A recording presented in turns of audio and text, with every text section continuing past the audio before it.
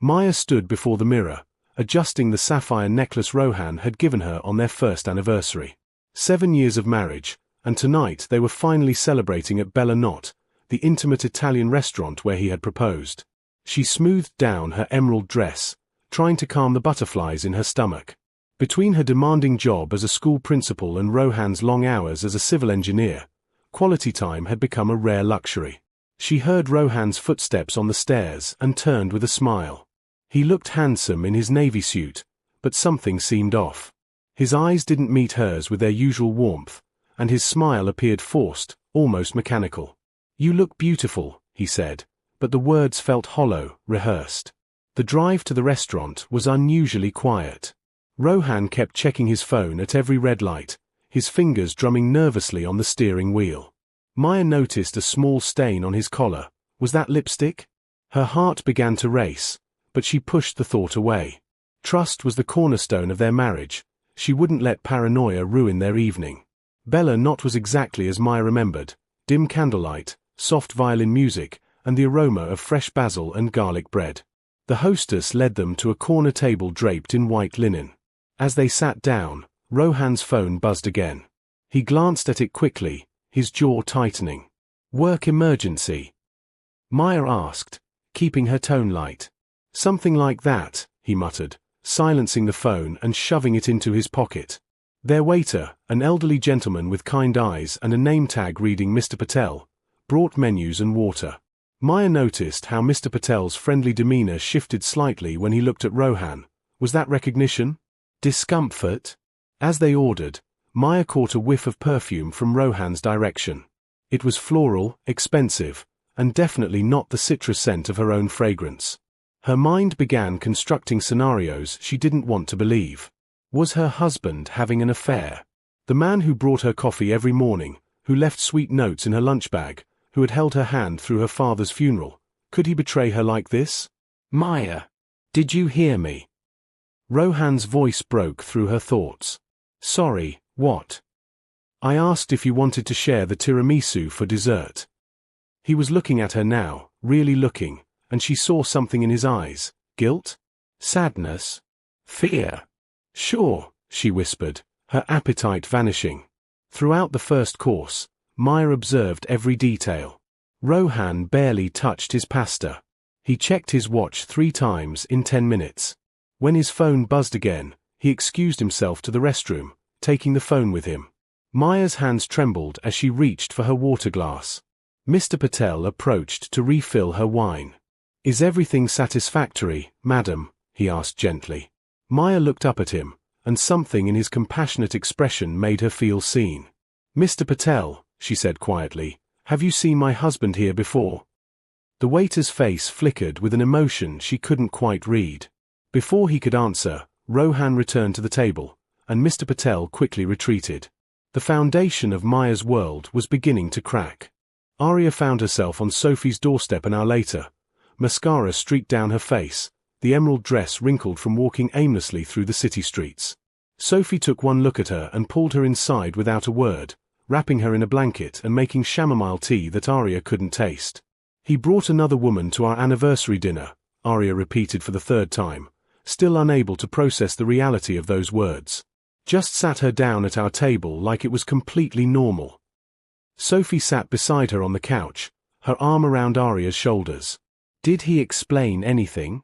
Give any reason?" "He said it was urgent business. That he'd explain later. That I should trust him." Arya laughed bitterly. "Trust him? How am I supposed to trust someone who treats our anniversary like an inconvenient scheduling conflict?" "That doesn't sound like Marcus," Sophie said carefully. "I mean, I know work keeps him busy, but he's always been thoughtful about important dates. Remember how he flew back early from Tokyo last year just for your birthday?" Arya nodded, wiping her eyes. That was true. Marcus had always made her feel prioritized, even with his demanding career. Which made tonight's betrayal feel even more devastating. Maybe I never really knew him. Maybe he's been pretending this whole time. Or maybe something else is going on. Sophie grabbed her laptop from the coffee table. "Look, I'm not saying what he did was okay. It absolutely wasn't. But before you make any permanent decisions, maybe we should figure out what's actually happening. What do you mean? I mean investigate. When did his behavior start changing? Has there been anything else unusual? Sophie opened a notes app, her practical nature taking over. As an architect herself, Sophie approached problems methodically, and right now, Aria desperately needed that structured thinking.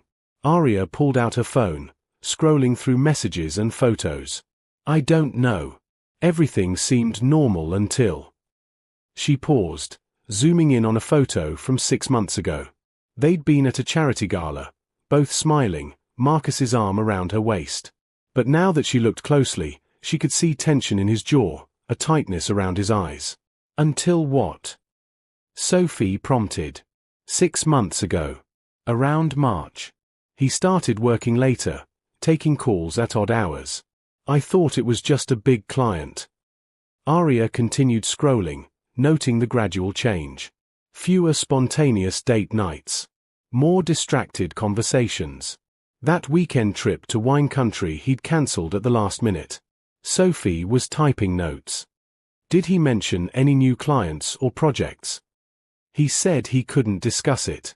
Confidentiality agreements. Aria stood up, pacing Sophie's small living room. But now I'm wondering if that was just an excuse. Her phone buzzed. Marcus's name appeared on the screen with a text. Please come home. I can explain everything. Aria showed Sophie, who read it and frowned. Do you want to hear what he has to say? Not tonight. Maybe not ever. But even as she said it, Aria felt curiosity mixing with her hurt. What could possibly justify bringing Elena to their anniversary dinner? What kind of business matter was so urgent it couldn't wait even a few hours? The next morning, after a fitful sleep on Sophie's couch, Aria made a decision. She wouldn't confront Marcus yet, she'd find answers herself first. She returned to their home at noon, knowing Marcus would be at his office. The house felt different somehow, like she was seeing it through new eyes. She started in his home office, a room she rarely entered because Marcus always said he needed it organized his way. Now, searching through drawers felt like trespassing, but she pushed past the guilt. If he was hiding something, she needed to know. Most of what she found seemed normal: client files, financial reports, business cards. But in the back of his desk drawer, hidden beneath a stack of old tax documents, she discovered a small brass key with a number stamped on it, 247. Aria turned the key over in her palm. It wasn't for their house. She knew all those keys. She photographed it and sent the image to Sophie with a message. Found this hidden in his desk. Any ideas? Sophie's response came quickly. Looks like a storage unit key. The number might be the unit number. A storage unit. Why would Marcus need a storage unit? They had plenty of space in their house, a garage, even a basement. What was he storing that he didn't want her to know about? Aria spent the next hour searching for more clues. She found receipt fragments in his trash can, a coffee shop she didn't recognize, a parking garage downtown, a stationery store. Nothing incriminating by itself, but together they painted a picture of a life Marcus was living that she knew nothing about. In his closet, she discovered a second cell phone tucked into the pocket of a jacket he rarely wore. Her hands shook as she powered it on. It was locked, of course, but the lock screen showed one notification, a text from an unknown number that simply read, Saturday 3 p.m. Don't be late. Tomorrow was Saturday. Aria took photos of everything, documenting the evidence like she was building a legal case. Maybe she was. Maybe this would end in divorce. The thought made her chest ache, but she forced herself to keep searching, to keep digging, to find the truth no matter how much it hurt. She was about to leave when she noticed something odd about Marcus's bookshelf. One book, a thick volume on international finance, was positioned slightly differently than the others, pushed back further. When she pulled it out, she found it was hollow, carved out to create a hiding space. Inside was a business card for a private investigation firm. Elena Vasquez's name was printed on it in simple black letters. Aria stared at the card, her mind racing. Elena wasn't just a business partner, she was a private investigator. But what was Marcus investigating? And more importantly, why was he hiding it from her? Her phone rang. Marcus's name appeared on the screen. After a moment's hesitation, she answered. "Aria, where are you? Are you safe?" His voice was tight with worry. "I'm fine. I'm at Sophie's." The lie came easily. "Please, we need to talk. I know I hurt you last night, but if you'll just let me explain." "I need time, Marcus. I can't talk to you right now." She hung up before he could respond, her heart pounding. Sophie arrived 20 minutes later, having left work early. Together, they researched storage facilities near Marcus's office. There were 3 possibilities, but only one had units numbered in the 200s. "We should go," Sophie said. "Right now, before you lose your nerve." Aria looked at the key in her hand, at Elena's business card, at the phone that wasn't hers but belonged to her husband. 6 years of marriage, and suddenly she felt like she was living with a stranger. "Okay," she said quietly. "Let's find out what he's been hiding." The storage facility was located in an industrial area on the outskirts of the city, the kind of place where businesses kept excess inventory and people stored belongings they couldn't quite throw away but didn't need regularly. Aria's hands were clammy as she gripped the brass key, Sophie driving in supportive silence beside her. "You don't have to do this," Sophie said as they pulled into the parking lot. "We could just ask him directly." "And have him lie to me again?" "No. I need to see for myself." Aria unbuckled her seatbelt with more confidence than she felt. The facility manager barely glanced at them as they signed in, and Aria was grateful she shared Marcus's last name. It made accessing his unit legally questionable but not impossible. Unit 247 was on the 2nd floor, tucked in a corner away from the main corridor. Aria's hand trembled as she inserted the key. The lock clicked, and she rolled up the metal door to reveal a space about 10 feet square. What she saw inside made her breath catch. The walls were covered with papers, photographs, documents, newspaper clippings, all connected with red string like something from a crime thriller. In the center was a folding table with a laptop, file folders, and what appeared to be surveillance equipment. But it was the photographs that drew her attention first. Pictures of herself, at work, at lunch with Sophie, walking to her car. Her stomach lurched. Had Marcus been stalking her? "Wait," Sophie said, pointing to other photos. "Those aren't of you." She was right. Mixed among the photos of Aria were pictures of a man she recognized immediately, her uncle Victor Chen. But these weren't family photos. They showed Victor meeting with unfamiliar people in parking garages, handing over envelopes, entering buildings through back doors. Each photo was dated and annotated in Marcus's handwriting. Aria moved closer to the wall, reading the documents pinned there.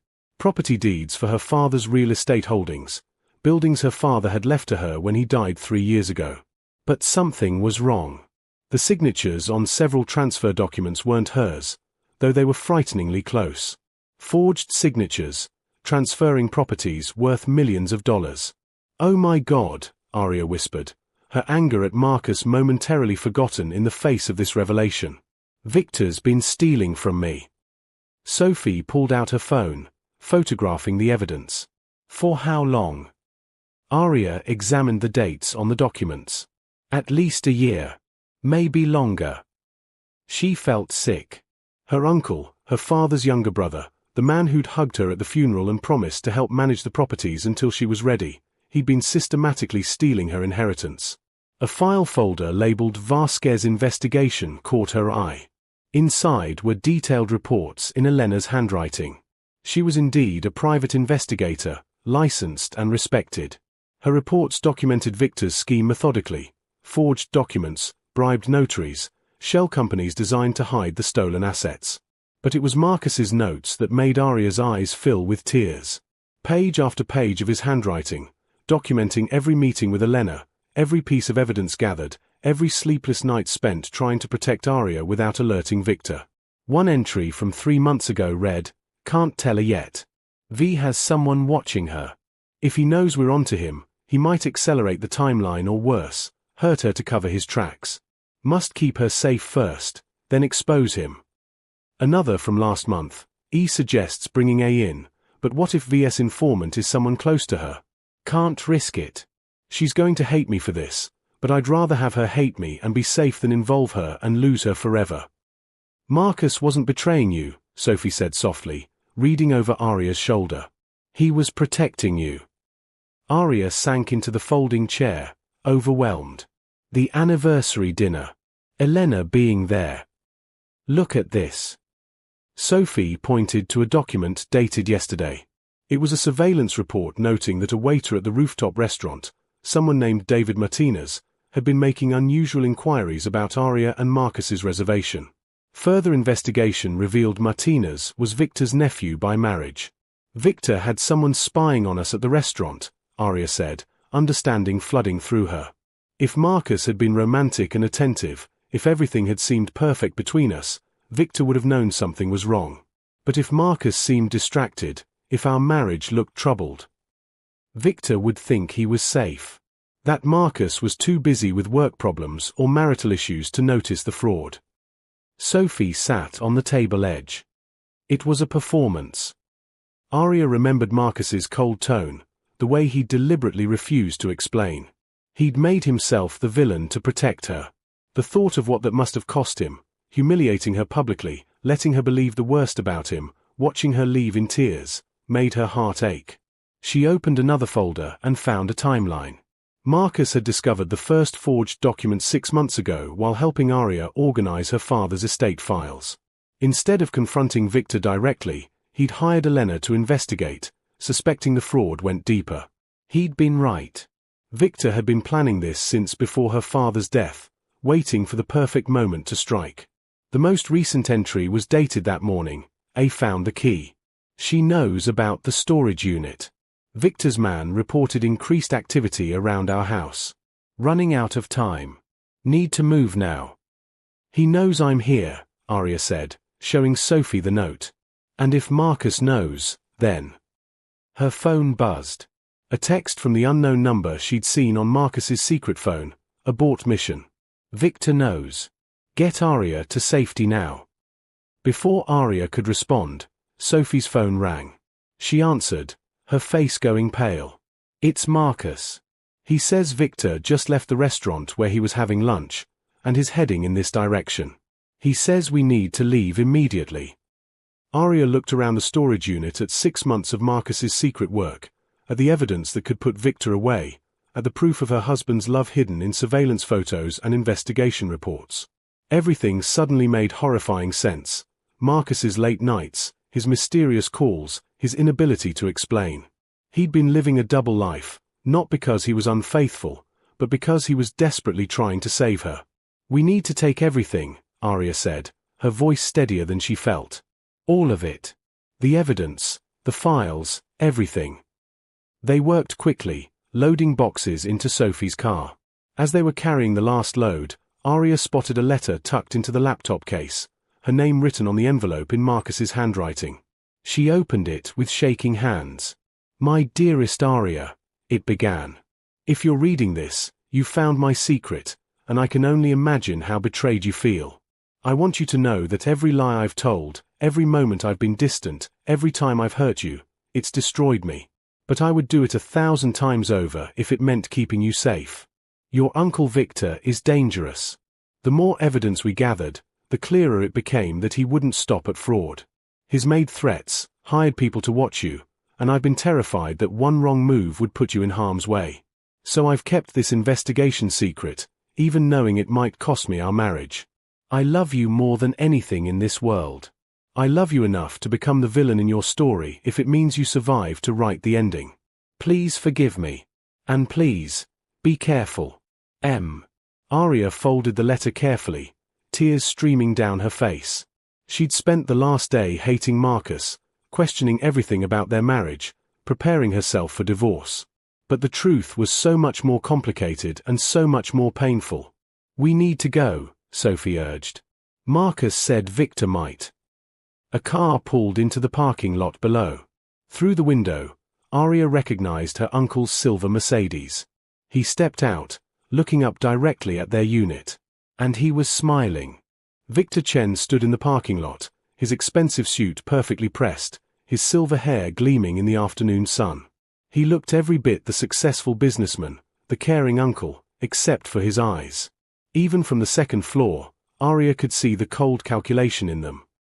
"Arya," he called out, his voice friendly, almost cheerful. "What a surprise to see you here. And Sophie too. What brings you ladies to this part of town?" Sophie grabbed Arya's arm. "We need to leave. Now. There's a back exit." "No," Arya said quietly, surprising herself with her own calm. "I'm done running. I'm done being protected from the truth." She stepped to the railing, looking down at her uncle. "Hello, Victor. We should talk." His smile didn't waver, but something shifted in his posture. "Of course, dear niece. Why don't you come down? We can chat properly. I think I'll stay right here, where all of your fraud is documented." Arya gestured to the storage unit behind her. 6 years of forged signatures, stolen properties, and falsified documents. "Did you really think you'd get away with it?" Victor's smile finally faded. "You don't understand the situation you're in, Arya. Your father's estate should have been mine. I worked alongside him for 30 years while you were playing with dolls and going to art school. Those properties represent my life's work. They represent my inheritance. My father's wishes." Arya's voice remained steady despite her racing heart. "And you've been stealing from me since before his body was even cold." "Securing what should have been mine from the beginning," Victor corrected. He took a step toward the stairs. "Your father was sentimental. He chose blood over competence. I'm simply correcting his mistake." Sophie was on her phone, speaking quietly but urgently. Arya caught the words police and emergency and felt a small measure of relief. But Victor was still approaching, climbing the stairs with measured steps. "You know what's interesting?" Arya said, stalling for time. "Marcus figured it out. My husband, the man you probably thought was too busy with spreadsheets and financial reports to notice, he saw right through you." Victor paused mid-step. "Ah yes, Marcus. The devoted husband who's been making your life miserable lately. I've heard the reports from my contacts. Trouble in paradise. Is that what you thought? That we were falling apart?" Arya laughed, and it felt good to finally understand the game that had been played. "That was the point, Victor. Marcus made you think he was distracted, that our marriage was in trouble, that he wasn't paying attention to anything except his own problems. And you believed it." Understanding dawned in Victor's eyes, followed quickly by anger. "The anniversary dinner. That woman, Elena Vasquez. Private investigator. She's been documenting everything." Arya pulled out her phone, showing him photos of the evidence. Every forged signature analyzed by experts. Every shell company traced back to you. Every bribed official identified. "It's over, Victor." He lunged forward, but before he could reach the top of the stairs, another car screeched into the parking lot. Marcus burst out of the driver's seat, with Elena emerging from the passenger side. Behind them, 2 police cruisers pulled in, sirens silent but lights flashing. "Stay away from her," Marcus shouted, taking the stairs 2 at a time. He positioned himself between Arya and Victor, his body language protective but controlled. Victor backed up, his hands raised in a gesture of innocence. "This is a family misunderstanding. Arya, tell them. Your uncle would never hurt you." "You've been stealing from me for years," Arya said coldly. "You threatened my husband. You had us followed. I'd say that qualifies as hurt." 2 officers approached, and Elena handed them a thick folder of documents. "Victor Chen, we have evidence of multiple counts of fraud, forgery, and conspiracy. You'll need to come with us." As the officers read Victor his rights, he looked at Arya with something like disappointment.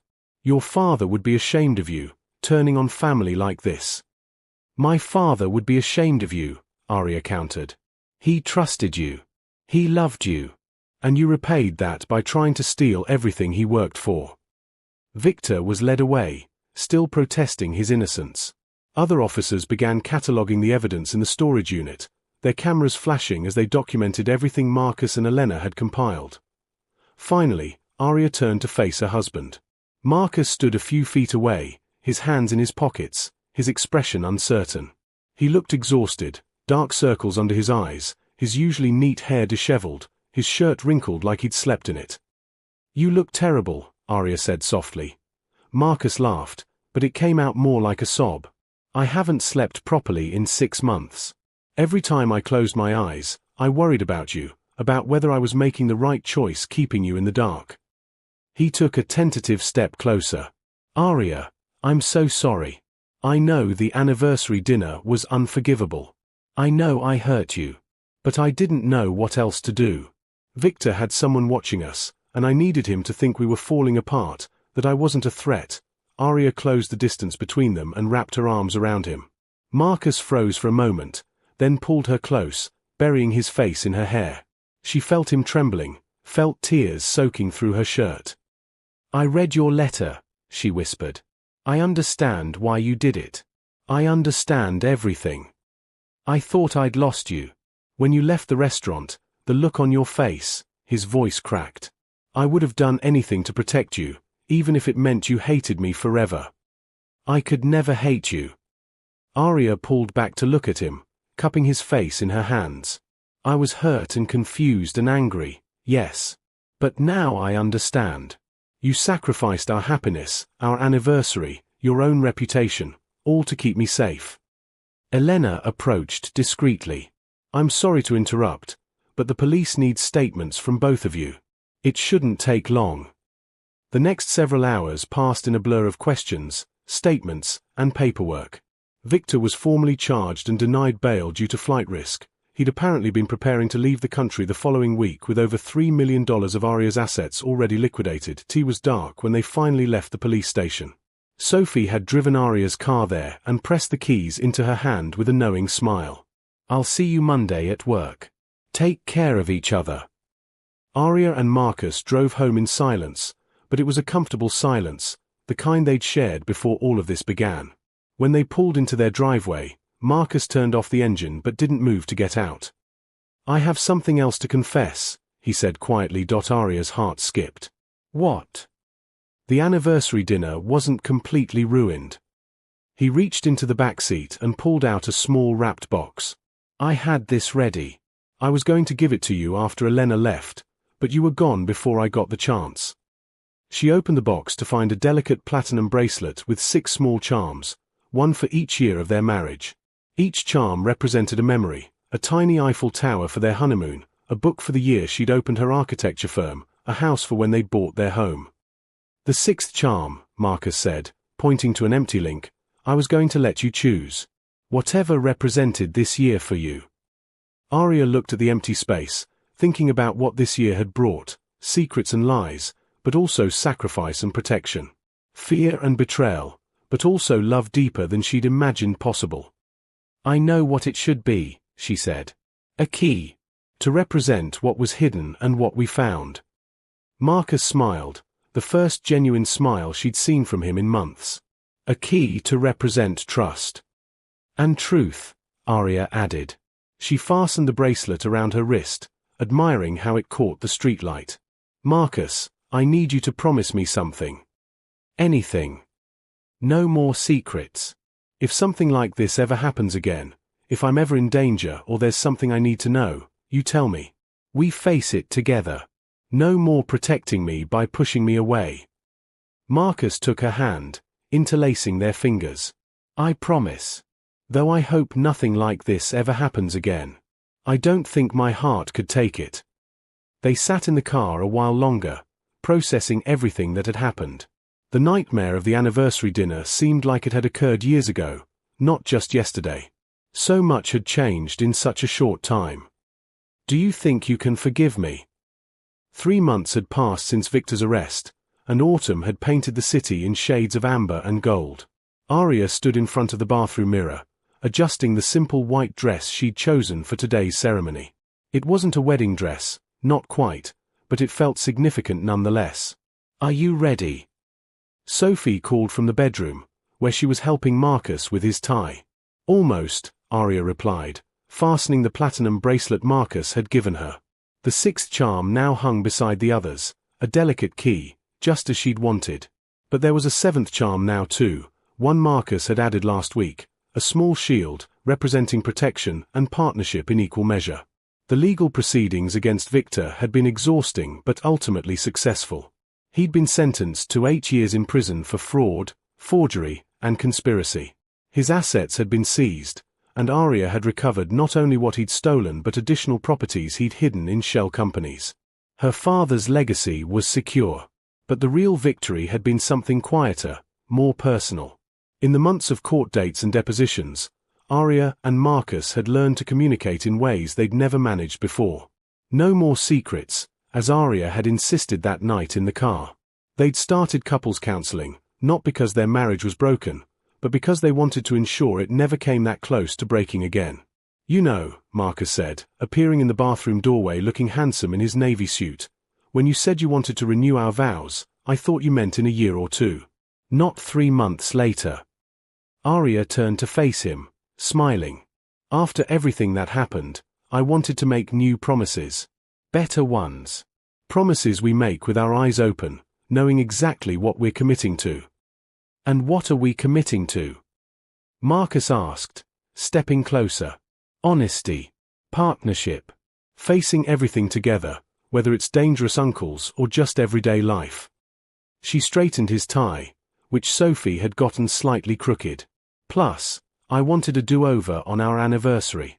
The 6th one was memorable, but I prefer celebrations that don't involve private investigators and police." Marcus laughed, the sound warm and genuine. "Fair point.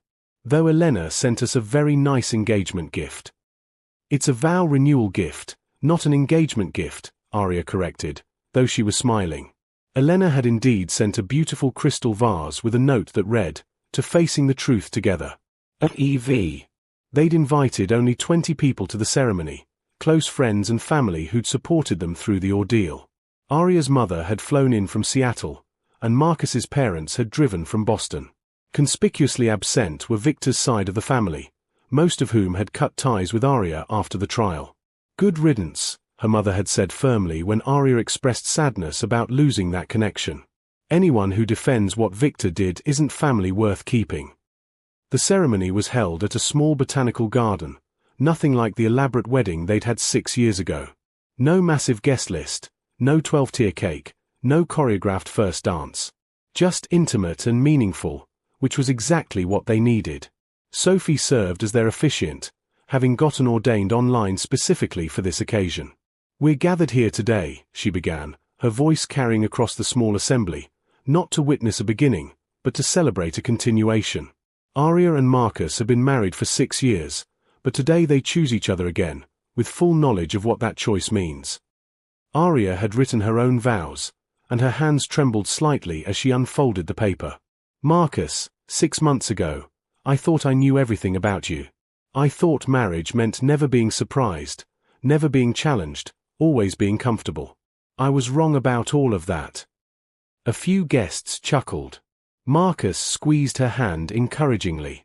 "You surprised me by being willing to sacrifice everything, even my opinion of you, to keep me safe. You challenged me to think differently about trust and protection. And you've taught me that real love isn't always comfortable. Sometimes it's messy and complicated and requires impossible choices." She looked up from her paper, meeting his eyes.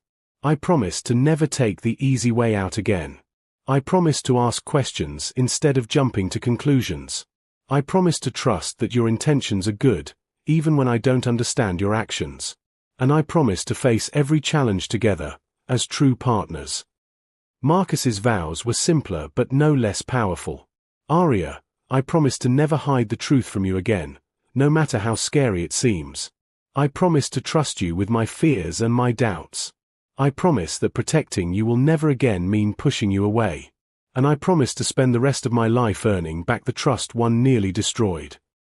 There wasn't a dry eye in the garden as they exchanged rings, their original wedding bands, polished and re-engraved with the date of this ceremony. It felt right, Aria thought, keeping the same rings but giving them new meaning. "By the power vested in me by the internet," Sophie said with a grin, "I now pronounce you still married. You may kiss each other. Again." The reception was held at their favorite restaurant, not the rooftop place where the disaster had occurred, but a cozy Italian bistro where they'd had their third date. As Aria and Marcus danced to their song, she thought about how different she felt now compared to that awful anniversary night. "What are you thinking about?" Marcus asked, guiding her across the floor. "About how sometimes the worst nights lead to the best realizations," Aria said. "If Victor's plan hadn't forced everything into the open, we might have gone on for years with these small distances between us. Never quite communicating fully. Never quite being true partners." "Are you saying you're grateful for the nightmare?" Marcus asked skeptically. "I'm saying I'm grateful for what we learned from it." She rested her head on his shoulder. "And I'm grateful we survived it together." Later, during toasts, Elena stood up with a glass of champagne. She'd become an unexpected friend over the past months, and Aria was glad she'd been able to attend. "I've worked as a private investigator for 15 years, Elena said, "and I've seen a lot of marriages destroyed by secrets. But I've rarely seen a couple fight as hard as Marcus and Aria to save theirs. Marcus hired me to protect Aria, but in the end, they protected each other. Here's to partnerships built on truth, even when the truth is difficult." Aria's mother toasted next, sharing embarrassing childhood stories that made everyone laugh. Marcus's father spoke about the importance of commitment, not just to happiness, but to each other through hard times. And Sophie, slightly tipsy by this point, gave a rambling but heartfelt toast about friendship, trust, and how investigative work wasn't just for detectives but for anyone willing to dig deeper and find the real story. As the party wound down, Aria found a quiet moment with her mother on the garden terrace. "Your father would be proud of you," her mother said softly. "Not just for protecting his legacy, but for how you handled everything with grace." "I didn't feel very graceful when I was sobbing on Sophie's couch," Aria admitted. "Grace isn't about never breaking down. It's about getting back up afterward." Her mother squeezed her hand. "You got back up. You investigated instead of just accepting the worst. You fought for your marriage and your inheritance. That takes strength." "Marcus did most of the heavy lifting," Aria protested. "No, sweetheart. Marcus gathered evidence. But you had to choose to trust him again after he'd hurt you. That's much harder than surveillance and documentation. That requires real courage." As they prepared to leave for their second honeymoon, a week in the mountains, completely unplugged from work and legal proceedings, Marcus pulled Aria aside. "I have one more gift," he said, handing her a leather-bound journal.